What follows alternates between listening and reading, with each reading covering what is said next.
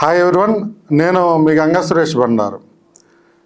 TDP 2014 అధికారంలోకి వచ్చిన తర్వాత వాళ్ళు కాపులకి 5% ఈడబ్ల్యూఎస్ కోటాలో రిజర్వేషన్ ఇచ్చారని, దాన్ని జగన్మోహన్ రెడ్డి గారు రద్దు చేశారని, ఆ టైంలో ముద్రగడ్డ పద్మనాభం గారు ప్రశ్నించలేదని, వైసీపీకి సపోర్ట్ చేస్తున్న కాపు కార్యకర్తలను, కాపు నాయకుల్ని రిజర్వేషన్ రద్దు చేసిన అలాంటి పార్టీకి ఎలా సపోర్ట్ చేస్తారని అనేక మంది అనేక రకాలుగా కామెంట్స్ చేస్తున్నారు.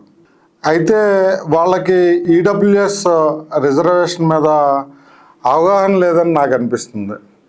ఎందుకనంటే పాస్ట్ 2014 నుంచి చూసుకుంటే అప్పుడు చంద్రబాబు నాయుడు గారు వాళ్ళ పార్టీ అధికారంలోకి వస్తే కాపులకి బీసీ హోదా కల్పిస్తారని, కార్పొరేషన్ నిధులు ఇస్తా అన్నారని ఆయన ఎన్నికల హామీగా ఇవ్వడం జరిగింది.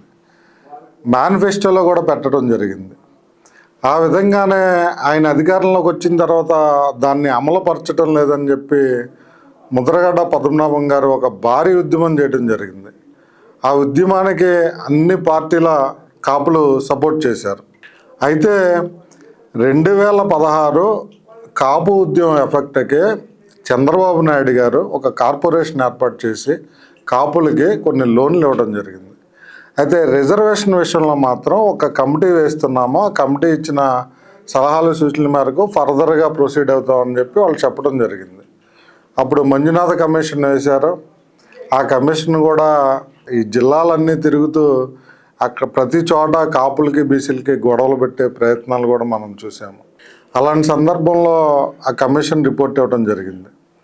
అయితే వాళ్ళు ఒక 5% రిజర్వేషన్ బీసీఎఫ్ కోటాలో కాపులకి ఇవ్వాలని చెప్పి సజెషన్ చేసినట్టు చంద్రబాబు గారు అసెంబ్లీలో ప్రవేశపెట్టి దాని మీద ఒక సిఫార్సు చేసి కేంద్ర ప్రభుత్వానికి పంపడం జరిగింది. అయితే కేంద్ర ప్రభుత్వం దాన్ని తిరస్కరించి ఈ రాజ్యాంగ సవరణ అనేది జరగదని, 50% ఆల్రెడీ కంప్లీట్ అయిపోయిందని రిజర్వేషన్ కోటా, సో బీసీఎఫ్లో చేర్చుకోవడానికి ఈ కేంద్ర సవరణ అవసరం లేదు, రాష్ట్రాలే నిర్ణయాలు తీసుకోవచ్చు మీ రాష్ట్ర కోటాలు అని చెప్పి దీన్ని విరమించుకోమని వాళ్ళని కోరటం జరిగింది. అలాంటి సందర్భంలో చంద్రబాబు నాయుడు గారు ఒక కుట్రపూరితంగా 2019లో కేంద్ర ప్రభుత్వం ఈ ఓసీ కులాల్లో వెనకబడిన వారికి ఈ ఎకనామికల్లీ వీకర్ సెక్షన్ అని చెప్పి ఆర్థికంగా వెనకబడిన వాళ్ళకి రిజర్వేషన్ కల్పించే విధంగా ఒక 10% రిజర్వేషన్ ఇచ్చే విధంగా ఒక బిల్ తీసుకురావడం జరిగింది.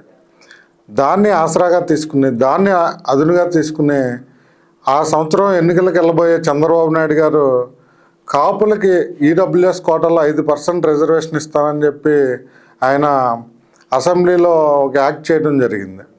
దాని తర్వాత ఒక్క కాపు వ్యక్తి కూడా ఆ కోటాలో జాబ్కి వెళ్ళలేదు. ఈ రోజుకి ఆ కోటాలో ఒక్కళ్ళు జాబ్ చేయట్లేదు ఆ 5% కోటాలో. మరి అలాంటిది చంద్రబాబు నాయుడు గారు కాపులకి న్యాయం చేశాడని ఎలా అంటారు ఈ కూటమి పార్టీలో ఉన్నవాళ్ళు? మాట్లాడితే ఇదే కామెంట్ చేస్తున్నారు వైసీపీలో ఉన్న వాళ్ళని. 2019 ఎన్నికల్లో చంద్రబాబు నాయుడు గారు ఓడిపోయారు. ఓడిపోయిన తర్వాత ఈ రిజర్వేషన్ 5% బిల్ చేయడం వల్ల ఆ రిజర్వేషన్ కల్పించడానికి అనేక రకాల అవరోధాలు వస్తున్నాయి, దాన్ని అమలుపరచలేకపోతున్నామని అధికారులందరూ జగన్మోహన్ రెడ్డి గారికి చెప్తే కేంద్రాలు ఏం చేసింది? 10% కేంద్ర ప్రభుత్వం ఉద్యోగాలు కానీ ఎడ్యుకేషన్లో కానీ వాళ్ళు దాన్ని దేశవ్యాప్తంగా ఇంప్లిమెంట్ చేశారు. ఈ రాష్ట్రాల కోటాలో ఆ రాష్ట్ర ప్రభుత్వాలు వాళ్ళకి అనుకూలాన్ని బట్టి అమలుపరుచుకోవచ్చని రాష్ట్రాలకే వదిలేశారు. కొన్ని రాష్ట్రాలు అమలుపరుచుతున్నాయి, కొన్ని రాష్ట్రాలు అమలుపరచట్లేదు. సో జగన్మోహన్ రెడ్డి గారు వచ్చిన తర్వాత అది అమలుపరచడానికే ఈ చంద్రబాబు నాయుడు గారు చేసిన కుట్రపూరితంగా చేసిన బిల్లు వల్ల ఆ 10% రిజర్వేషను, ఈడబ్ల్యూఎస్ రిజర్వేషను పేద ఓసీ వర్గాలకి అమలుపరచడానికి అనేక ఇబ్బందులు వస్తున్నాయని చెప్పి, అది అమలుపరచడం సాధ్యం కావట్లేదని చెప్పి ఈ అధికారులందరూ చెప్తే, సో ఆ బిల్లుని రద్దు చేసి 10% ఈడబ్ల్యూఎస్ రిజర్వేషన్ ఓసీలో ఉన్న వెనకబడిన వారికి అందేలాగా అమలు చేయడం జరిగింది. ఇది కదా యాక్చువల్ ఫ్యాక్ట్. జగన్మోహన్ రెడ్డి గారు రద్దు చేశారంటే చంద్రబాబు ప్రభుత్వంలో ఒక్కళ్ళైనా ఉద్యోగం చేసి ఉండాలి కదా, జాయిన్ అయి ఉండాలి కదా. మరి చూపించండి ఒక్కళ్ళనైనా. మరి జగన్మోహన్ రెడ్డి గారు అధికారంలో ఉన్నప్పుడు ఈ జనసేనలో ఉన్న కాపులు కానీ టీడీపీలో కాపులు కానీ నిత్యం అదే కామెంట్ చేశారు, మాకు వచ్చిన రిజర్వేషన్ తీసేశారు, మాకు వచ్చిన రిజర్వేషన్ అరే బాబు అర్థం చేసుకోండి, ఆయన మీకు వచ్చిన రిజర్వేషన్ తీసేయలేదు, అసలు ఆ 10% అమలు సాధ్యం కావట్లేదు ఆయన చేసిన యాక్ట్ వల్ల. దాని మీద ఇది వెనకబడిన వర్గాలకు ఇస్తే కులంలో ఒక కులానికి దాన్ని ఎలా ఇస్తారని చెప్పి అనేక రకాల కేసులు వేశారు హైకోర్టులో, సుప్రీంకోర్టులో. ఆ కేసుల వల్ల అది అమలు సాధ్యం కాని విధంగా ఉంది.